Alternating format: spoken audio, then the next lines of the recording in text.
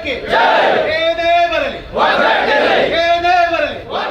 ಮೆಸ್ಕಾಂನ 3 ಜಿಲ್ಲೆ ಸೇರಿದಂತೆ ರಾಜ್ಯದ 15 ಜಿಲ್ಲೆಗಳಲ್ಲಿ ವಿದ್ಯುತ್ ಇಲಾಖೆಯನ್ನ ಕರ್ನಾಟಕದಲ್ಲಿ ಖಾಸಗೀಕರಣಗೊಳಿಸುವುದರ ವಿರುದ್ಧ ಮಂಗಳವಾರ ಬನ್ನೂರಿನಲ್ಲಿರುವ ಮೆಸ್ಕಾಂನ ಪುತ್ತೂರು ವಿಭಾಗದ ಕಚೇರಿಯಲ್ಲಿ ಮೆಸ್ಕಾಂನ ಅಧಿಕಾರಿ ಹಾಗೂ ಸಿಬ್ಬಂದಿಗಳು ಪ್ರತಿಭಟನೆ ನಡೆಸಿದರು. ಈ ವೇಳೆ ವಿದ್ಯುತ್ ಇಲಾಖೆಯನ್ನ ಖಾಸಗೀಕರಣಗೊಳಿಸುವ ಪ್ರಕ್ರಿಯೆ ಈಗಾಗಲೇ ಕರ್ನಾಟಕದಲ್ಲಿ ಪ್ರಾರಂಭಗೊಂಡಿದೆ. ಟಾಟಾ ಕಂಪನಿಯವರು ಖಾಸಗಿಗೆ ಅರ್ಜಿಯನ್ನ ಹಾಕಿದ್ದಾರೆ.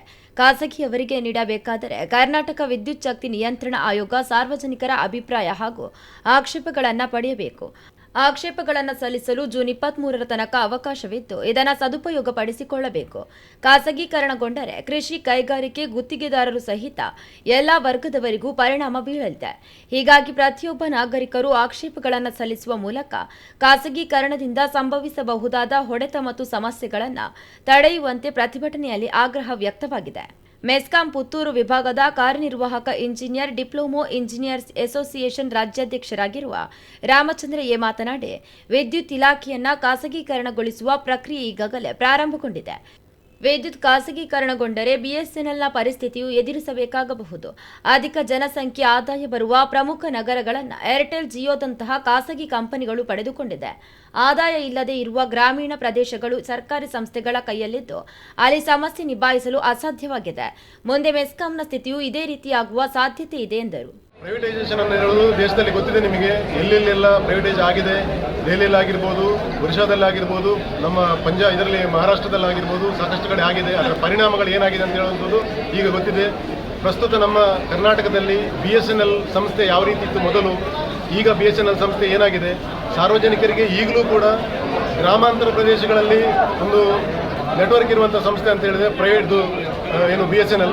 ಬಟ್ ಅದಕ್ಕೆ ಅಲ್ಲಿ ಅದನ್ನು ನಿಭಾಯಿಸಲಿಕ್ಕೆ ಸಾಧ್ಯ ಆಗ್ತಿಲ್ಲ. ಯಾಕಂತ ಹೇಳಿದರೆ ಎಲ್ಲಿ ಜಾಸ್ತಿ ಕನ್ಸ್ಯೂಮರ್ ಇದ್ದಾರೆ, ಎಲ್ಲಿ ಜಾಸ್ತಿ ಬಳಕೆದಾರರಿದ್ದಾರೆ ಪೇಟೆಗಳಲ್ಲಿ, ಅವುಗಳನ್ನು ಏರ್ಟೆಲ್ ಮತ್ತು ಇತರ ಜಿಯೋ ಅಂತ ಕಂಪನಿಗಳು ಆವರಿಸಿಕೊಂಡಿದೆ.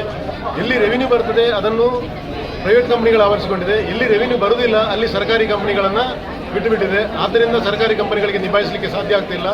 ಈ ಪರಿಸ್ಥಿತಿ ಕೂಡ ಹಾಗೆ ಆಗ್ತದೆ. ಯಾಕಂದರೆ ಈಗ ಏನು ಟಾಟಾ ಕಂಪನಿ ಕೇಳಿದೆ, ಎಲ್ಲಿ ಕೇಳಿದೆ, ಮಹಾನಗರ ಪಾಲಿಕೆ ಮಂಗಳೂರು ಕೇಳಿದೆ, ಉಳ್ಳಾಲ ಕೇಳಿದೆ, ಉಡುಪಿ ಕೇಳಿದೆ, ಶಿವಮೊಗ್ಗ ಟೌನ್ ಕೇಳಿದೆ. ಯಾಕೆ ಅವರು ಸುಳ್ಯ ಕೇಳ್ತಾ ಇಲ್ಲ, ಯಾಕೆ ಅವರು ನೆಲ್ಯಾಡಿ ಕೇಳ್ತಾ ಇಲ್ಲ, ಪುತ್ತೂರು ಕೇಳ್ತಾ ಇಲ್ಲ? ಯಾಕೆಂದರೆ ಇಲ್ಲಿ ಅವರಿಗೆ ಸರ್ವೈವ್ ಆಗಲಿಕ್ಕೆ ಆಗುದಿಲ್ಲ. ಈ ವೇಳೆ ಸುಳ್ಯದ ಸಹಾಯಕ ಕಾರ್ಯನಿರ್ವಾಹಕ ಇಂಜಿನಿಯರ್ ಆಗಿರುವ ಸುಪ್ರೀತ್ ಕುಮಾರ್ ಮಾತನಾಡಿ, ತಿದ್ದುಪಡಿ ಕಾಯ್ದೆ ಜಾರಿಯಾದರೆ ರಾಜ್ಯ ಸರ್ಕಾರಕ್ಕೆ ಯಾವುದೇ ಅಧಿಕಾರವಿರುವುದಿಲ್ಲ ಎಂದು ಹೇಳಿದರು. 2026 ಅಮೆಂಡ್ಮೆಂಟ್ ಆಕ್ಟ್ ಅದರಲ್ಲಿ ಈ ಸೆಕ್ಷನ್ 108 ಅನ್ನು ತೆಗೆದಾಕ್ಲಿಕ್ಕೆ ಪಾರ್ಲಿಮೆಂಟ್ ಅಲ್ಲಿ ಇಂಟ್ರೊಡ್ಯೂಸ್ ಮಾಡ್ತಿದ್ದಾರೆ. ಇದು ಪಾಸ್ ಆಯಿತು ಅಂದರೆ ರಾಜ್ಯ ಸರ್ಕಾರಕ್ಕೆ ಪವರ್ ಇಲ್ಲ. ಯಾವುದೇ ರೀತಿ ನೀವೆಲ್ಲ ಹಾಕೊಂಡು ಇಟ್ಕೊಂಡಿದ್ದೀರಲ್ಲ, ಇದರಲ್ಲಿ ಹೇಳೋ ಸ್ಥಾನ ಇಲ್ಲ. ಈಗ ನೀವು ಮಾಡ್ತಿರೋದೇನಕ್ಕೆ? ನಮ್ಮ ರಾಜ್ಯ ಸರ್ಕಾರದ ಯಾರಿದ್ದಾರೆ ಮಿನಿಸ್ಟರು ಮತ್ತು CM ಇದ್ದಾರೆ, ಅವ್ರಿಗೆ ವಿಷಯ ತಳಿಸ್ಲಿಕ್ಕೆ. ಈಗ ತಳಿಸ್ಬಿಟ್ಟು ಅವ್ರಿಗೆ ಏನು ಮಾಡಲಿಕ್ಕೆ ಪವರೇ ಇಲ್ಲ ಅಂದರೆ ನೀವು ಹಿಡ್ಕೊಂಡು ಏನು ಮಾಡ್ತೀರಾ? ಇದು ಕಾನ್ಸ್ಟಿಟ್ಯೂಷನಲ್ಲಿ ಪಾರ್ಲಿಮೆಂಟಲ್ಲಿ ಪಾಸ್ ಆಗಬೇಕಂದ್ರೆ ಲೋಕಸಭಾ ಮತ್ತು ರಾಜ್ಯಸಭಾದಲ್ಲಿ 2/3 ಮೆಜಾರಿಟಿಯಲ್ಲಿ ಪಾಸ್ ಆಗಬೇಕು. ಲೋಕಸಭಾದಲ್ಲಿ ಪಾಸ್ ಆಗ್ತದೆ, ರಾಜ್ಯಸಭಾದಲ್ಲಿ 30 ಸೀಟು ಶಾರ್ಟೇಜ್ ಉಂಟು, ಪಾಸ್ ಆಗಲಿಕ್ಕೆ ಆಗೋದಿಲ್ಲ. ಆದರೆ 30 ಸೀಟನ್ನು ಹೇಗೆ ಸಪೋರ್ಟ್ ತಗೊಂಡು ಮಾಡಬೇಕನ್ನೋ ಸಂಘ ಆಗಲೇ ವೆಸ್ಟ್ ಬೆಂಗಾಲಲ್ಲಿ ಆಗ್ತಾ ಉಂಟು.